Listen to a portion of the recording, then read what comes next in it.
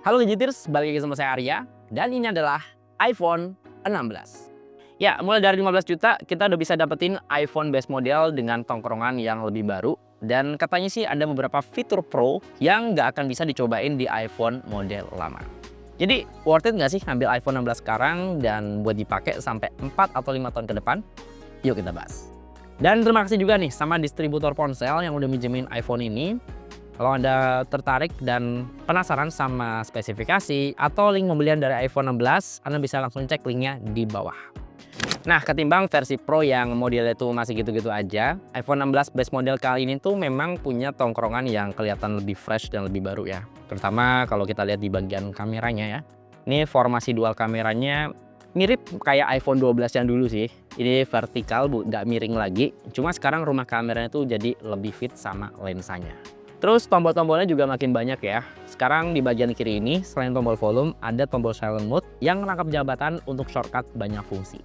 Ini sebenarnya action button yang sama kayak di iPhone 15 Pro sebelumnya ya. Dan kalau kita buka di settingan, kita tuh bisa ngatur tombol ini buat shortcut menu atau aplikasi atau fungsi tertentu lah.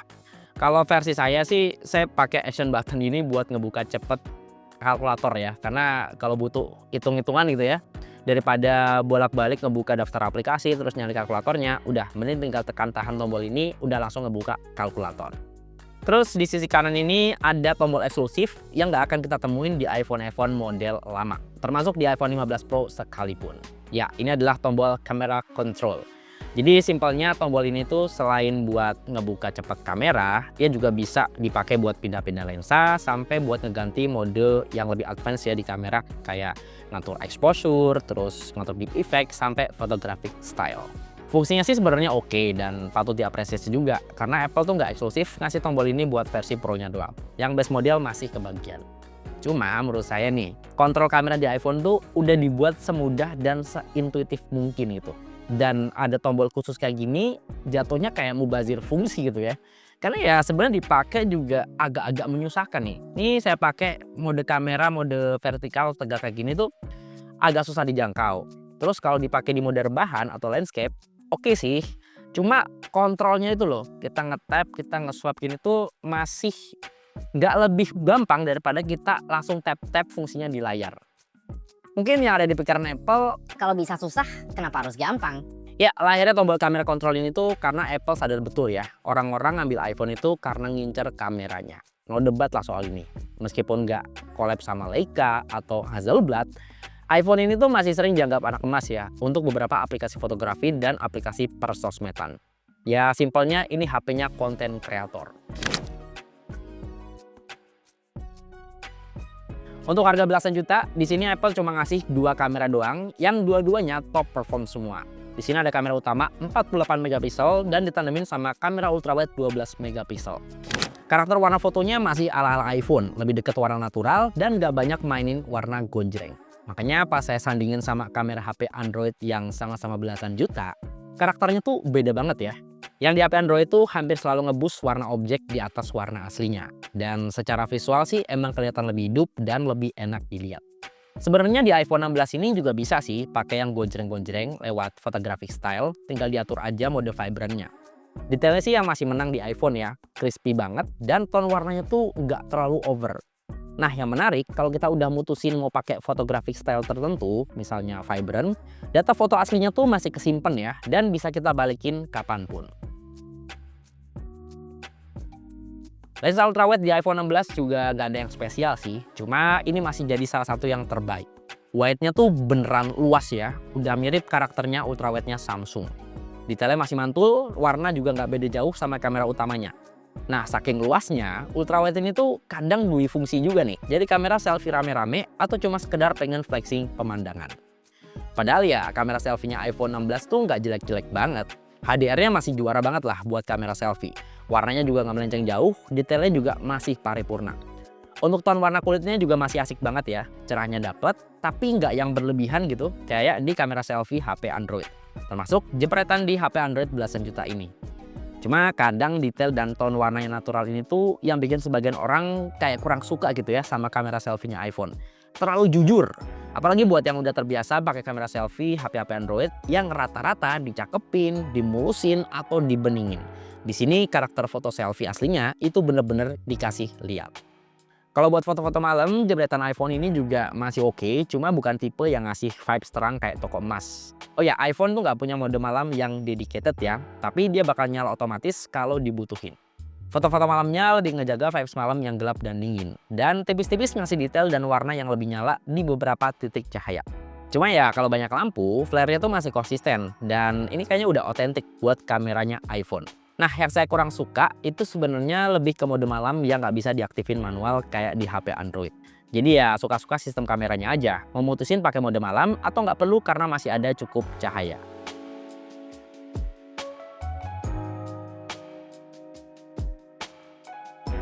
Ya, kalau untuk urusan kamera video, iPhone ini no debat lah ya. Depan, belakang itu udah sama rata cakepnya. Ini udah bisa rekam 4K 60 fps dan juga stabil. Ini saya sandingin ya biar kelihatan bedanya nih dengan HP Android belasan juta juga. Kebetulan HP Android belasan juta yang saya pakai ini juga udah bisa rekam 4K 60 fps di kamera depannya. Kita arahin ke backlight kali ya. Tuh. Gimana? Kalau untuk mikrofonnya gimana nih? Suara di iPhone udah sangat jelas kedengeran atau masih lebih bagusan HP Android? Coba komen di bawah. Nah ini nih alasan orang kenapa betah pakai iPhone ya. Kamera videonya tuh smooth banget. Belum ngeliat hasilnya padahal ya. Ini saya baru ngeliat previewnya tuh. Saya sandingin sama preview di HP Android yang belasan juta. Ini beda pak. Animasinya itu beneran halus banget di iPhone. Ini belum lihat hasilnya loh padahal. Ya tapi percayalah ya, HP Android belasan juta juga rekam 4K 60 fps di bawah sambil jalan gini ya udah sama-sama stabil. Paling ya bisa kita nilai lah perbedaan kontras, warna, detail bisa Anda lihat di sini. Ini bisa kita langsung pindah ke ultra wide-nya ya. Di iPhone tuh bener-bener smooth banget perpindahan lensanya. Ini ultra wide. iPhone-nya beneran lega banget ya, ultra wide-nya udah kayak Samsung ini. Kita balikin lagi ke kamera utama.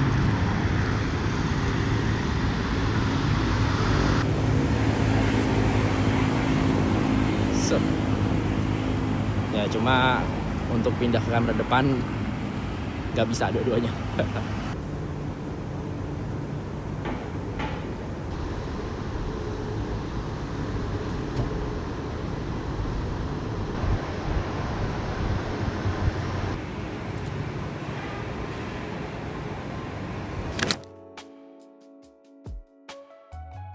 Oh ya, tombol kamera kontrol ini kalau kita tekan tahan itu bakal manggilin visual intelligence. Itu kayak semacam Google Lens buat nyari info apapun lewat kamera. Dan artinya ini iPhone tuh udah bisa pakai Apple Intelligence. AI yang mohon maaf ya buat saya sih biasa-biasa aja, tapi sama Apple tuh dibikin so eksklusif karena cuma bisa dipakai di iPhone dengan chipset A17 Pro ke atas. AI di sini bisa bantu ngasih rekomendasi gaya bahasa yang sesuai, ngerapiin dokumen, ngeringkes poin-poin, dan karena udah full power by ChatGPT, kita bisa langsung ngasih perintah alias prompt di sini buat nulis sesuatu. Soal jam terbang, Apple Intelligence ini kayaknya harus belajar banyak ya dari Galaxy AI-nya Samsung. Terutama di generative editingnya ya. Ini object erasernya tuh masih jauh dari kata rapi dan juga magic. Opsi bahasa Indonesia juga masih belum support, sampai update yang paling baru di 18.4 juga masih belum ada. Paling satu-satunya fitur AI di sini yang saya nikmatin itu Image Playground. Ini limitless banget sih, bisa create image dari kombinasi objek, elemen, dan warna yang kita request di sini.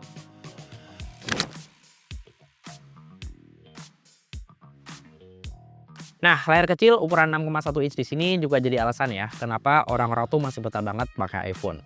Ringkes sih, dan kita pakai jempol kemana-mana tuh udah bisa jangkau dari atas sampai bawah. Untuk kualitas layar juga masih OP banget ya. Ini tajamnya dapet, terang juga maksimal dipakai di luar ruangan. Ini bener-bener kasta mahalnya iPhone tuh masih dapat banget di sini. Dipakai nonton streaming Netflix juga dapat kasta yang paling tinggi ya, Dolby Vision, dan speaker stereo di iPhone ini juga masih proper banget buat ngangkat fitur itu. Gimana ya kalau dengerin suaranya speakernya iPhone tuh bener-bener kedengeran bulat, Terus bassnya tuh tipis-tipis tapi masih kerasa kerasa nampol. Dan sekilas tuh kayak dengerin audio pakai speaker eksternal yang proper kayak JBL atau Sony. Coba deh dengerin. Our lives are the sum of our choices. This is your calling, your destiny. I have no regrets. Neither should you.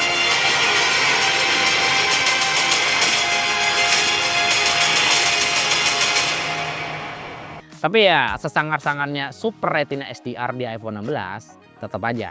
Ini HP bakal jadi ceng-cengan kalau lagi nongkrong sama teman-teman yang pakai HP Android. Harga 15 juta kok layarnya masih 60 Hz? Kalah dong sama HP Android mid-range yang layarnya 90 sampai 120 Hz. Untuk hal ini saya sepakat ya. Memang buat kita yang udah terbiasa pakai HP dengan layar 120 Hz, ngelihat layar iPhone 16 ini tuh jadi berasa kurang halus gitu ya, terutama untuk transisi dan animasinya. Ya buat yang pakai iPhone untuk kebutuhan casual kayak main sosmed, streaming, atau untuk kebutuhan non gaming tepatnya, layar 60 Hz di sini sebenarnya nggak gitu masalah ya. Toh sebenarnya animasi di iOS itu rata-rata memang lebih fluid ya daripada di HP Android terbaru sekalipun. Tapi kalau udah untuk kebutuhan yang spesifik gaming, nah di sini mulai kerasa limitasinya. Bukan limitasi performa yang saya maksud di sini. Performa chipset A18 di iPhone 16 jelas masih sangat-sangat monster. Even di harga belasan juta pun ini masih salah satu yang terbaik. Mesinnya iPhone emang OP banget lah kalau dipakai buat main game. Main Mobile Legends, grafis ultra tinggal merem doang. Tapi ya yang orang-orang cari, terutama di game-game kompetitif, itu kadang nggak selalu soal grafis yang cakep ya, tapi juga animasi yang lebih mulus. Ya, di saat Mobile Legends atau game-game lain itu udah sama-sama bisa digaspol up to 120 fps di beberapa HP Android, di iPhone 16 ini masih stay di 60 fps, karena ya limitasi layarnya tadi. Bukan jadi nggak bisa mabar yang enak sih, tapi FPS yang tinggi itu jelas ngasih kenyamanan di mata pas lagi rusuh-rusuhnya di game. Terutama di Mobile Legends nih, biasa main 100-an FPS yang legit di HP Android, di sini tuh jadi berasa kurang bumbu penyedapnya. Tapi kalau mainnya modelan Genshin Impact yang lebih mentingin detail grafis, iPhone 16 ini jelas masih sangat-sangat menyenangkan. Kapan lagi coba bisa main Genshin dengan settingan paling nyiksa, performa tuh masih rata 60 fps dan suhunya juga masih aman. Hampir mustahil kalau ini saya mainkan di HP Android dengan bodi sekecil ini. Pasti udah demam dan mesinnya kena limit gara-gara panas. Nah, untuk kelas chipset A18, Genshin Impact di sini tuh berasa geli-geli doang ya. Karena ini chipset emang udah disiapin buat ngelahap game-game AAA yang udah makin banyak masuk App Store.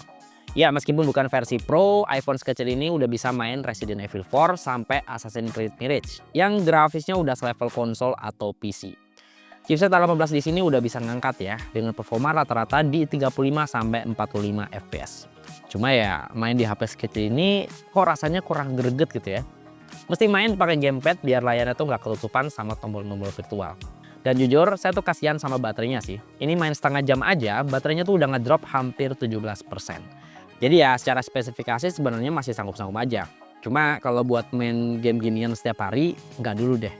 Saya prefer main di iPad ya, misahin sama alat buat komunikasi utama. Dan ini rasanya akan lebih nyaman sih. Dan yang penting nggak overthinking sama battery health. Ya sebenarnya baterai iPhone yang sekarang juga udah lebih awet ya hitungannya. Karena kalau kita ngelihat kapasitasnya juga udah lebih gede ya, di kisaran 3500 mAh. Ini dipakai seharian penuh, pemakaian normal itu udah nggak perlu minta ngecas lebih dari sekali. Lalu untuk pemakaian yang lebih intens ya, versi saya ini saya pakai buat ngedit, mabar tipis-tipis, dipakai konten kameranya. Dipakai Zoom meeting juga, itu posisi dari pagi udah cabut colokan, malamnya tuh masih sisa sekitar 20-25%. Terus kalau untuk charger, iPhone 16 ini udah kompatibel sama charger power delivery dengan maksimal tuh di 20 watt. Ini saya pakai ngecas dari 10% ya, sekitar setengah jam baterainya udah keisi hampir 70%. Nah di sini tuh memang kerasa kencang banget ya. Tapi kalau udah 90% terus dia menuju ke benar-benar penuh, itu wattnya tuh di limit. Jadi sekitar 4-5 watt doang. Kesimpulannya, iPhone 16 kali ini tuh lebih banyak ngasih upgrade yang seru, yang nggak cuma sekedar gimmick doang. Ya kecuali tombol kamera kontrolnya yang buat saya tuh nggak terlalu kepake banget. Tapi untuk chipset, baterai, kamera, sampai fitur Apple Intelligence itu sendiri yang bikin iPhone 16 ini kerasa lebih menarik ketimbang harus beli varian Pro-nya yang harganya tuh bisa beda sekitar 3,5 juta. Ya selama kebutuhan gamingnya tuh cukup di 60 fps atau lebih mentingin grafis ya kayak game-game AAA tadi. Yang penting grafisnya cakep. Atau Anda tuh nggak terlalu butuh kamera buat konten yang serius-serius banget ya kayak pakai Apple Lock atau Apple ProRes gitu. Karena biasa ngedit video aja di CapCut ya, itu dirasa udah cukup banget. Ya iPhone 16 ini menurut saya udah cukup banget buat dipakai jangka panjang. Tapi yang bikin galau tuh sebenarnya kalau ada duit lebih lagi ya. Mending nambah 2 juta tapi dapat iPhone 16 Plus yang layar dan baterainya lebih lega, atau nambah 2,5 juta tapi dapat iPhone 16 yang storage-nya lebih gede di 2563. Kalau menurut gimana? Coba komen di bawah. Oke, terima kasih udah nonton video ini sampai selesai dan semoga video ini bisa ngasih referensi ya, terutama buat Anda yang masih penasaran sama iPhone 16. Ya, di sini dengan saya Arya dan di belakang kamera ada Tama. Sampai ketemu di video berikutnya.